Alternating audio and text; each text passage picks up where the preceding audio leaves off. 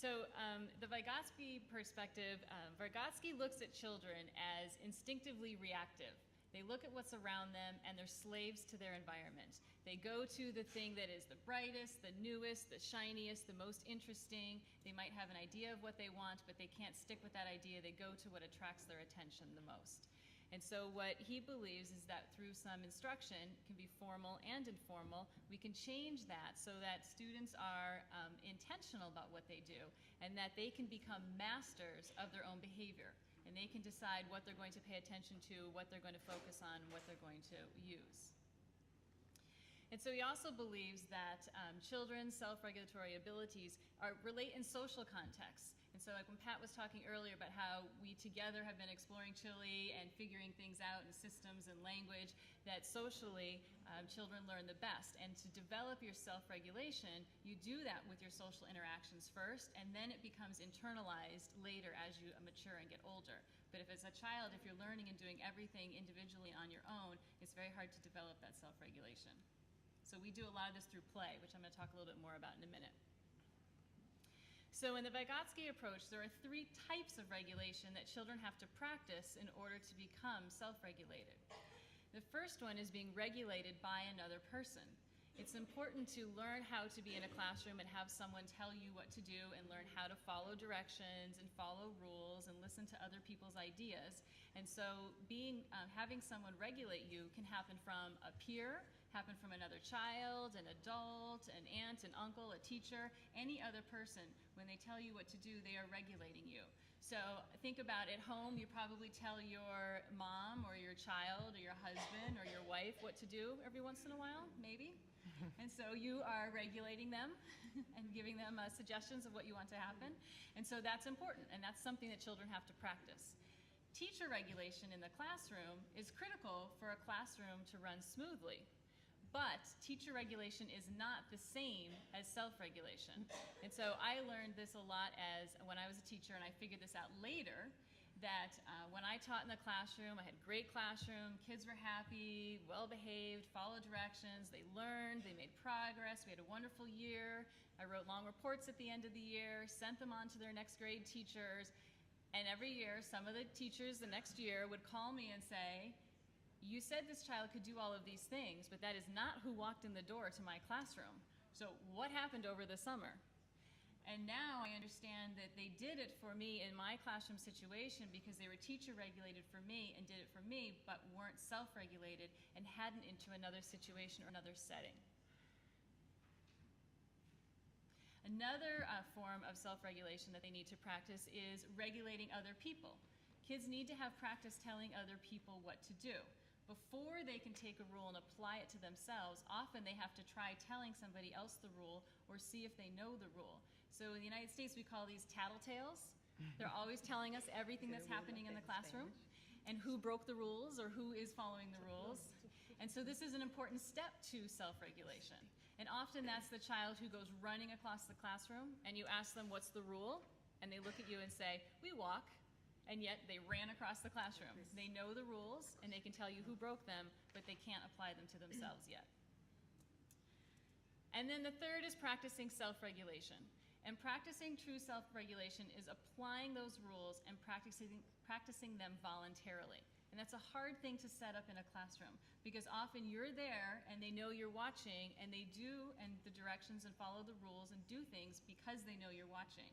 So creating a situation like outside on a playground, we often had the rule that you couldn't climb up the slide, you could only slide down so the kids weren't crashing into each other and hurting each other.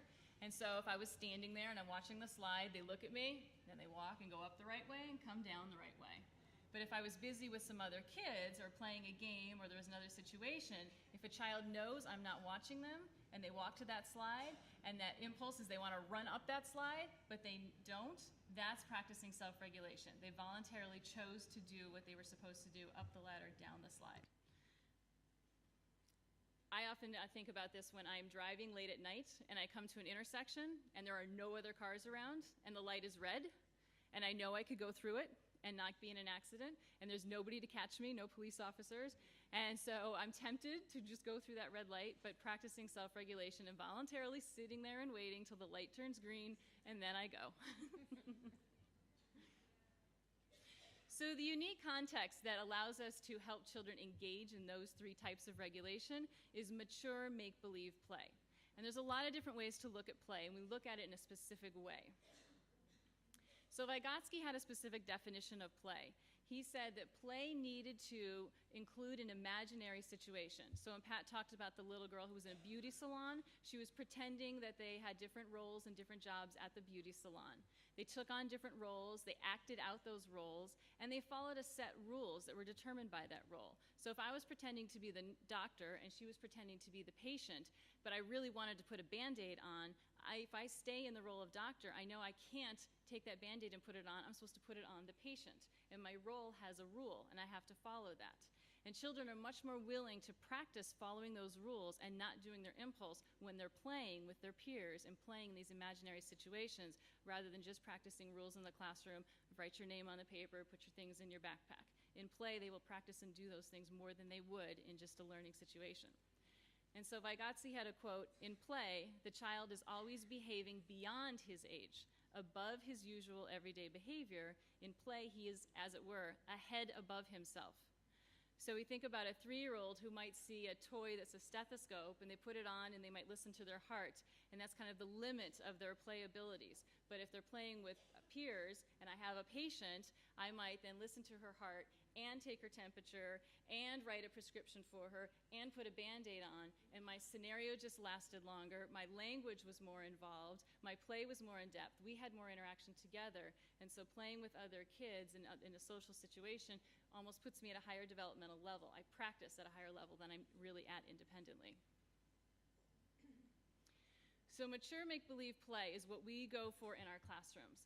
Kids come in starting with all different levels of play based on what they've been exposed to from home and from their family and other school situations. But in mature make-believe play, they're using their working memory. I have to remember what a doctor does. I have to remember what the scenario is. I have to remember what I'm supposed to do, what props I'm supposed to use. So I'm using my working memory in play. I have to use inhibitory control, inhibit that response to lie down as a patient and put a Band-Aid on, because then we don't have a doctor, because I was supposed to be the doctor. And I have to be I have to use my cognitive flexibility. I have to think and change my scenarios. I have to be creative. I have to problem solve. So all of those things are being developed through mature make-believe play. Play has changed. It's changed a lot in the United States for various reasons, and I'm sure it probably looks a little different now than it did when some of you were children.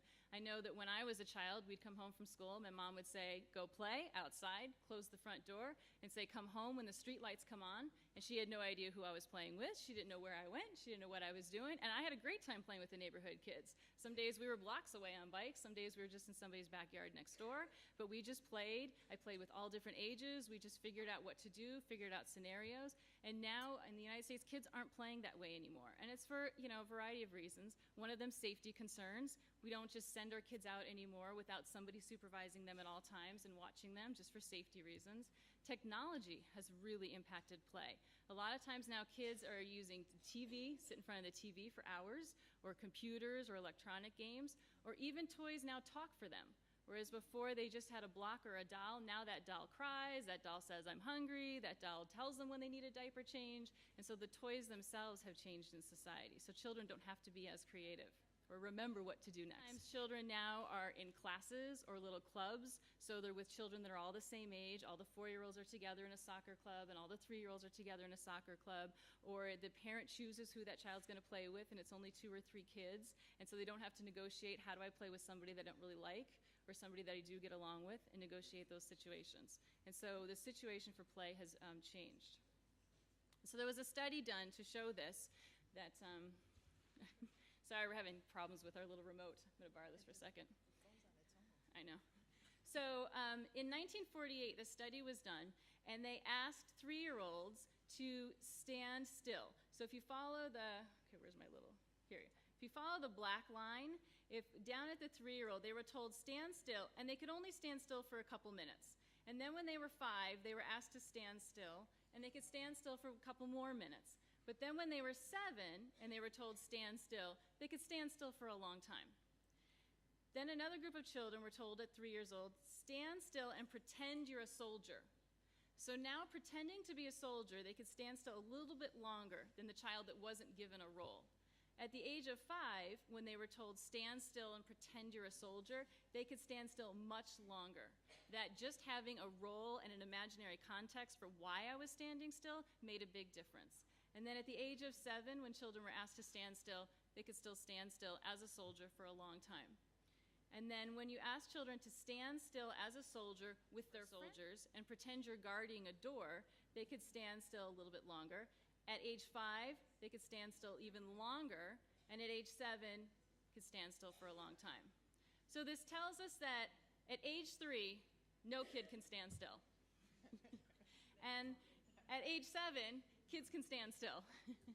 But at age 5, by giving them a role and an imaginary context and peers to interact with, they have a reason to stand still, and they can practice that self-regulation and do it longer. They replicated this study a couple years ago, and they found that this all shifted. Society has changed, and so now for kids to be able to stand still regardless, which used to be age 7, is now age 9. And that at age 5, they still look like what used to be our 3-year-olds. And at age 5, they still couldn't stand still for very long. So we've been working on trying to figure out how do we help improve self-regulation and develop that, and so we've been doing that through play. And so when we look at play, Elkonin, who was one of Vygotsky's students and colleagues, argued that play develops in stages, just like learning to walk develops in stages, from initially learning to sit and then stand and crawl. Play is in stages as well. So in this picture, this little girl is at a very low stage of play. She didn't interact with any other student. She didn't talk. She didn't say anything. She didn't even pick up the doll. She didn't even rock it or put a diaper on it. All she did was just kind of rock the crib back and forth, and that was the level of her play and what she knew how to do with the baby. And that was her play. And it didn't last very long. In a little bit higher stage, these two little girls, they were pretending to be in a beauty salon, and they were interacting together. The little girl in the chair, the customer, still didn't have any language, but she knew exactly what her role was, so she stayed in that chair no matter what happened. And the other little girl, who was the beautician, took her and washed her hair and her head back like this, and then she had brushes for makeup all over her face, but she just sat there and she remembered, I'm the customer, so this is what I'm supposed to do. And the little girl, who was the beauty salon technician, did have some language and said, I'm going to wash your hair, I'm going to put your makeup on, but didn't have enough language and play skills to engage her in a conversation or to move it beyond that. They just stayed in their roles. And then the highest level of play, which is what we're aiming for, is this little guy here in the coat and the firefighter hat. He was a firefighter, and he was directing all of the kids in his center. There were 4 kids, and on this side of the center was a little house area. They were pretending to be at home. And he was telling the little girl there in the blue shirt that you are the mom, you need to stay at home, you need to have a fire, and then you need to call me, and don't leave until I come. And she then saw him leave, and he goes to the other side where he has his 2 other little firefighter friends, and he's getting excited, and he's at dispatch, and he's asking her address, and she wants to run over and tell him and show him and get in the fire truck. And she gets halfway, and she remembers that she's supposed to be at home and not leave, and goes running back and stays at home. And so she used her inhibitory control and stayed there in working memory of the whole scenario, and then it was her turn to be mom and to stay there. The other piece of when you get to a higher level of play is being able to be flexible and change the scenarios and take ideas and suggestions. A lot of times kids, when they play, they know exactly what they're going to do, and you can't mess or change their idea. If I'm going to be the mom, I am the mom, and I won't take any suggestions from you. And so this little guy went over to the truck, and he got in, and he was ready to be the driver, and another child came in, and he said, do you want to drive? And the other child said, yes. And he thought about it for a minute, said, okay, and they got up and switched. And a lot of times we'll even see kids who we tell them to ask those questions as we're trying to help them become better players, and they'll ask, do you want to drive? And they don't really care what the answer is because they're still going to drive. They're just asking because I told them to. And so he actually was able to change his idea and go with the answer and let the other child drive the truck. And so that's what we're working on with the higher levels of play. And so the way to strengthen the executive function and self-regulation is to help children, and they don't learn this on their own, help them play at deeper levels, which we believe is a worthy goal for education. And we do this by scaffolding children. So as children are playing, we're moving around the classrooms and offering them support and suggestions. Sometimes it's a prop to wear a hat. Sometimes it's language to say. Sometimes it's helping them come up with ideas for the whole scenario. Sometimes it's laying the groundwork for exactly what the area is going to look like or what scenario they're going to play. But we are helping them by scaffolding them. And then we know that when that more mature play comes and those self-regulation skills develop, and then that will have a long-term impact on their academic skills. And so we took this idea of this play and we put it into a curriculum, the Tools of the Mind program, and it was one of the first early childhood programs that showed in a regular classroom, executive function, self-regulation could be influenced by mature make-believe play. And so now I thought I would test your self-regulation. Are you guys up for a test? Don't worry, I won't ask you how you do. So there are ways to measure self-regulation. And so here's an example. It's a Hearts and Flowers task. And it looks at the executive function skills in young children. And it measured all three components. It measures your inhibitory control, your working memory, and your cognitive flexibility. This is going to go on its own, right? Yeah, it should, yeah.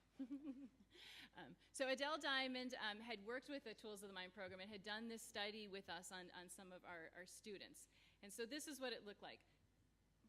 Students sat in front of a computer and a stimulus would pop up, a little picture of either a flower or a heart, and they were given a direction.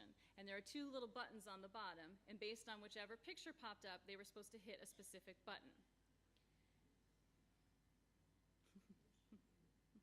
So there were two components to this, a congruent and an incongruent.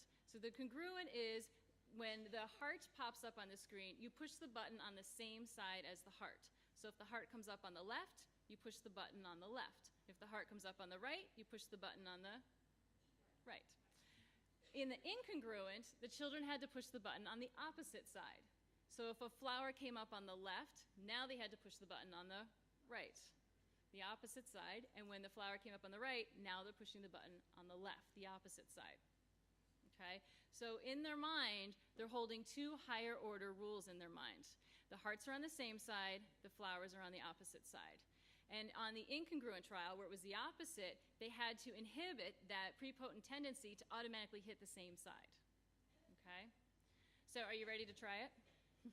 So instead of using buttons, just use your lap. And we'll just do the hearts right now. So when a heart appears on the screen, you're going to tap the same side. So if a heart appears on the right, you're going to tap on the right.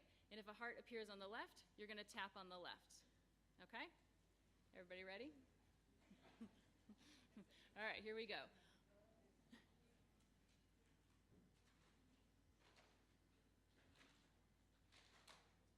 How'd you do? Feel pretty easy? You feeling good? It's the end of a long day. You still have self-regulation? So, just so you know, to make you feel better, this is moving a little faster than it did for the kids. Where you're putting you at higher stakes. All right, so now we'll test the incongruent side. So this time it'll be all flowers, but you're hitting the opposite side. So remember, if the flower comes on the right, you're hitting on the left. Okay? Ready?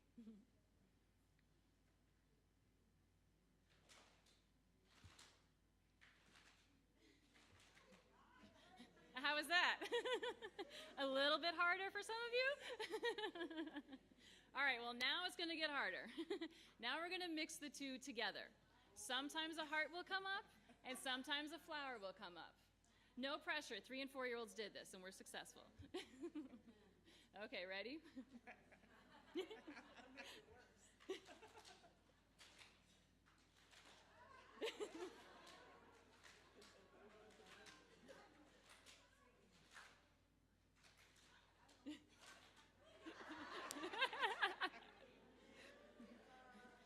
As you leave today, you have to tell us how many you got right and wrong. So when the 4-year-olds were doing this, they often, if they hit the wrong button, they knew the right answer, so they would say opposite, but they still hit the wrong button. So they knew the rule. So when you think about children in your classroom, the child who runs across the room and you say, what's the rule? They can tell you, I'm supposed to walk, and they still run across the room. So when you see kids do some of these behaviors or say some of these things, it's not that they don't know what they're supposed to do, they just aren't at the level yet of inhibiting their impulse, their response of what they want to initially do, and being able to follow that rule. Okay? Gotta jump ahead, sorry. So we've taken this play and we've put it into this program, Tools of the Mind. And so if you want more information about Tools of the Mind, Dr. Bedrova and Dr. Leong wrote a book, Tools of the Mind, which you can get even at Amazon.com. And you can go to the website for more information. So, now it's over to you, Catherine.